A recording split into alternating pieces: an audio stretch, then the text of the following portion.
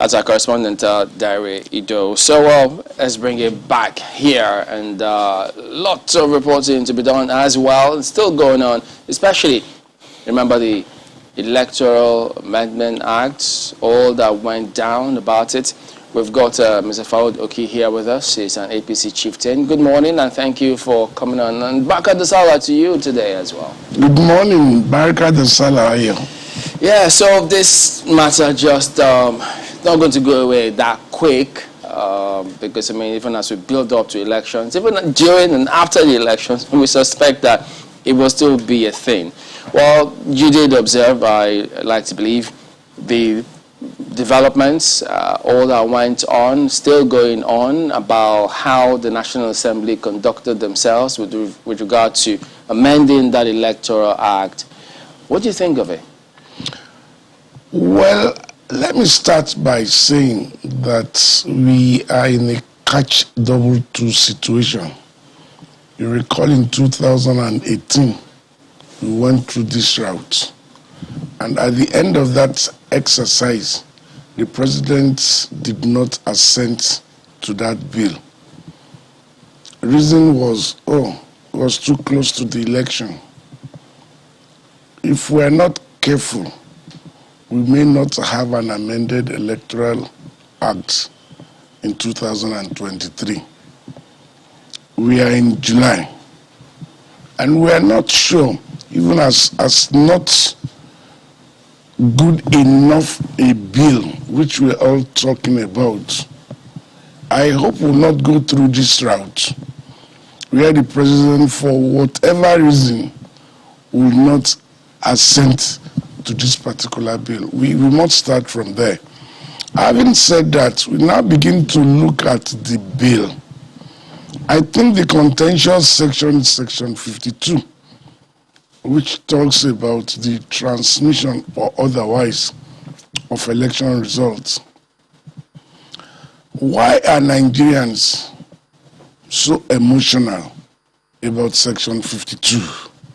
The reason is very clear. Today, the only way that we can all begin to say, okay, we have a process that will work, we have a process that may get us there. It's this contentious section 52. And because in Edo and in Ondo, we've seen it used, and we all feel, okay, I think it will take us to the El Dorado. But again, we all forgot something, that in Edo, you have the two major political parties coming together to say, because we must send Oshiomhole away, because we must put Oshiomhole and his co-travelers where we feel they belong. So we must all come together and see that this exercise works. You also want to look at that in Ondo. Going forward, you now begin to say, are these two parties ready and willing to ensure that Nigerians get the type of electoral system we desire and deserve? I'm not sure we are ready, and that's the issue. Well, okay, because I was going to ask if you bought the reasons adduced for that, because the President of the Senate has said that they voted across board. But when they then tried to rely on NCC's comments on the floor there, saying, well, there's only about, 50% coverage. And then we see INEC say, wait a minute, we can actually do this. So do you think that from that perspective, clearly, they don't want that to happen? But if that were the case, why do you think that they will not want that to happen? Well, you must understand something very clearly. That election in Nigeria so far has always not been about wanting a process that is seamless. Rather, it's wanting a process that I can take advantage of. And in taking advantage of it, we must continually go the analog route. And that's the EU. Those that are in favor are not so much in favor because they truly believe in it at all, and that's the truth. Those that are against again because they want to be sure that the National Assembly it's a lunchbox, and one of the ways to ensuring it's a lunchbox. What does that mean? Okay. Today in Nigeria, the quality and caliber of those we elect to represent us at the People's Parliament, truth be told, are not the people who genuinely want the best for this country. Rather, they see the People's Parliament as, again, their bread and butter. Wow, but these are members of, your party. Listen, do you have this conversation with some of them? I do, and I tell them. Unfortunately, let's use Lagos by Lagos, and let's look at the 24 that have been sent to the People's Chamber. How many of them can we talk about that either at plenary or at committee works, have made us proud? We have representatives who are nothing but bench warmers. Those that I call the yes, I concur, yes, I agree. But again, I really don't blame them, because the people get the type of government they desire. If people get the type of yes, if people get the type of government they desire, hence that's what we deserve. I don't understand. Okay. I would argue, and many people listening to you right now will say, wait a minute, that's not what I desire. Are you saying essentially that the people in government are not the people, that they really do not represent the people? If people get the type of government they desire, the word desire is very clear. How do I mean? And I've said it severally, when people like you, Kayode, leave the stage for those who do not have business there, and you give away your sovereignty in trust to such people, pardon my choice of word, I said this severally, that you allow imbecile to give you imbecilic laws for good people like you to obey. And until we all begin to realize, especially those of us are in the so-called working class, begin to really discuss how we should be governed, to discuss how we want and who we want to entrust with our sovereignty. Essentially, you are putting a big question mark on the entire leadership recruitment process, in our country. That's the truth. Yeah, but one of the arguments that a number of people might be wondering is, how do we get in when it looks like the entry level for politics in the country is seemingly blocked off and rigged in a particular direction? There are some certain values that some people cannot live with, and consequently getting no great nation Go on. today that we all look up to, especially when we're talking politics and its development, that have not gone through these routes. The people must understand very clearly, you must go out there and participate. Lately, I talked to the Sorosoki generation, and I said, you know what? You must go back there. You must participate.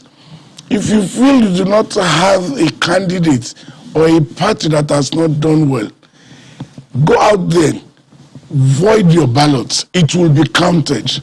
It has a threshold.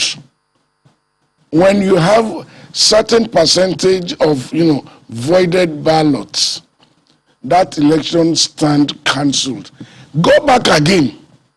Do the same thing. And you know what? Politicians are smart.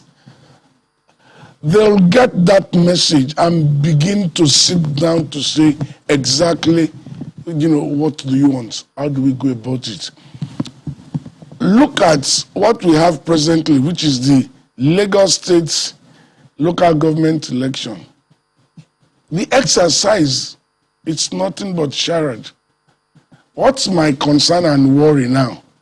Election is next Saturday. I am not sure that Lagosians are ready to do the needful. So what will you have after July 24th?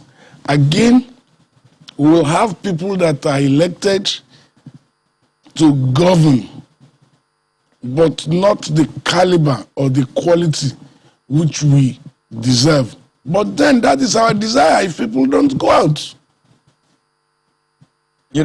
A lot of people were looking to this Electoral Act Amendment Bill process, and they were hoping that at least things will change such that they will be encouraged to go out to vote. I mean, when you ask people why they don't go out to vote, they talk about rigging, violence, and the rest. And they saw the electronic transmission of results part as a major game changer. But just to be clear, you say you think that we're not ready for this just yet. Am I right? Exactly, sir. So when the president says that he wants to bequeath a better electoral process that is free, fair, credible, don't you think this is what he means? You must understand the process. The president wants to bequeath to Nigeria in an electoral process that we'll all be proud of. Fine. Before it gets to him, we have the parliament who makes the law. And as we speak, we are not sure of exactly what possibly after the holidays the 9th Assembly will give to Nigerians. We are not sure as we speak. The House of Reps cleverly, throw back at us same of same. The National Assembly is saying no, and the Senate is saying no. What we'll do is this: we will give that decision not to INEC but to NCC. And INEC is saying we have the capability, we can do it. Now the danger zone very clearly is this: at the conference committee, what are we likely to get? Trust me, it's the same of same. Unfortunately. Okay, so we don't start to talk about the president wanting to be quit now. Let's talk about the people's representatives doing the right thing. I'm still trying to clearly understand at least maybe where you stand. Yeah. Are you in support of at least what came out of the process at the Senate and the House of Representatives? Not at all. Oh, so when you say we're not ready, is it for the electronic transmission, or we're not ready as a people to take on the real issues? We are not ready as a people to take on the 9th Assembly. Before now, you recall about 2 weeks before last Thursday, they were just about to talk to your representative, tell your representative this is your position. I make bold to tell you that so many Nigerians did not bother to do that. Again, we must begin to ask the National Assembly that we want to know how you vote, not just on major issues like this, but on all issues. So just a minute, so we can begin to look at the bench warmers and our true representatives, because if they do listen, and if Nigerians actually participate in saying, you know what, I am represented by the Right Honorable Speaker.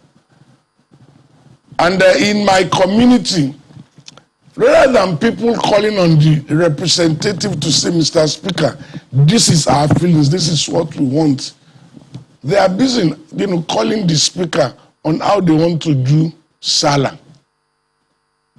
Unfortunately, and the same goes all over.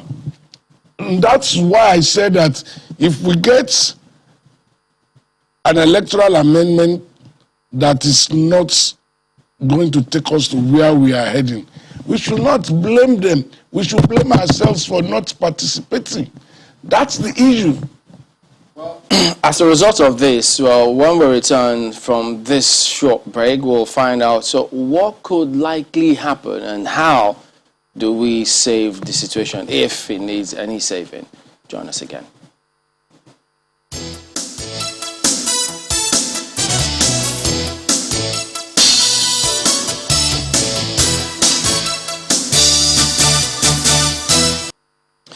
Right, so there you go. They gleefully cited the NCC, but I wonder what they think now that INEC has said, look, we can't do these things because they are the ones who conduct the elections. But Mr. Oki, moving forward now, what do you think is the implication of that walkout by those lawmakers who opposed the process, who actually wanted electronic voting? Because they have said, look, even if they resume proceedings after the holidays, their recess, they will continue to disrupt proceedings. You see, Nigerians need to understand something very clearly, that those we have elected, especially the 9th Assembly, are nothing but bunch of theater operators. And that it's very clear. We tend to talk about Republican democracy, otherwise called the presidential system of government. And we only pick on those things that will show us as being popular, on issues. What they ought to have done is to encourage filibustering, which will be more effective than walking away. When you walk out and you don't have the numbers, and we're talking about numbers here, but you can use the power. The minority leader I would have expected will stand up and ensure that they filibuster that process, which will then take us back to the September 18, wherein a lot of, consultations, engagements, negotiations will have taken place. But now, what are you coming to do? If peradventure, the conference committee will meet during this holiday and they'll send a clean copy to the president, for assent. So you now come back after your bill has become a law or an act of parliament to say we must go back there. No. So as far as I'm concerned, Leo and his sojourners are just playing to the gallery. They cannot in good conscience say that they don't know this will happen. They do. So what I think we should be looking forward to is to encourage the president to sign the bill whenever it's sent to him, and we now go through the judiciary and ask the court, to look at it. Because INEC is very clear that yes, we can. So it is very clear that INEC will continue to stand by that. NCC, and when you look at the law, setting up INEC, you now begin to ask a question. Are we subjecting INEC, to getting approval for its ways and means from NCC? I don't think so. So this is the way forward. Okay, so let's bring in Markwe on this. Markwe? Well, I wanted to know, one, whether you thought that, electronic transmission, yes, has caused a lot of uproar. 56 of Electoral Act as well as Part 1 and Part 2 of the Constitution. Now, they did the same thing in 2018. Again, we got different results. In 2021, we may also get the same thing. But when all Nigerians come out to say, this is what we want, if Nigerians don't come out and exert pressures on their senators, trust me, that is what will happen. They will throw electronic transmission of results overboard in order to have their personal ways. Asking about what other things I think, will help us.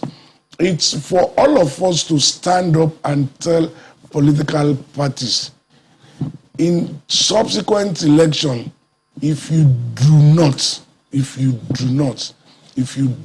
open up the space and allow democratic ethos to operate, this is what we'll do. Look at the sham that is happening in Anambra. It is enough for all well-meaning Nigerians to stand up and say, hey, political parties, you do not seem to be a veritable vehicle to promote and deepen democratic practice.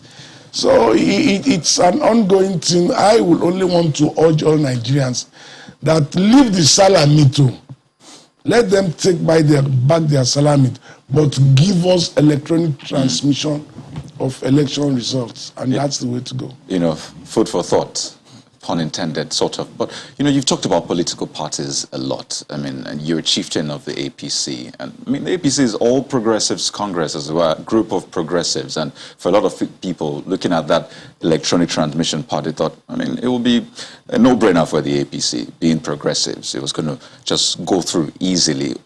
Maybe for your own part of the APC here in Lagos State, what has been the general position? Because people also exert influence through political parties, as it were. So was a party, majority of the party members, were they against it or for it? How did that play out within the political party circle?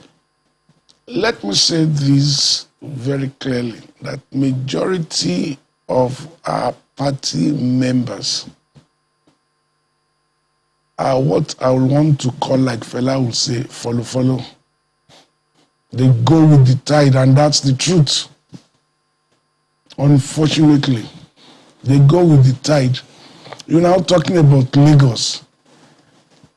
Except for me and a few others who feel that if anything, we have a role in ensuring that we have, sound, and a viral democratic process. You cannot call APC Lagos a chapter of a progressive Congress or a progressive party. And this will come to play next Saturday, 24th. And maybe after 24th, we can discuss this again. Lest they say it was Fuad who did not make people to come out to vote, or it was Fuad who encouraged people. So let's encourage people to come out and vote. Please go out and vote. Go out, Lagosians, and vote. But the thinking is, speaking about politics and then Lagos, because they wonder how is it that some Lagos representatives in Senate and House of Reps voted against this transmission? Because can they also claim that they don't have that network coverage as well?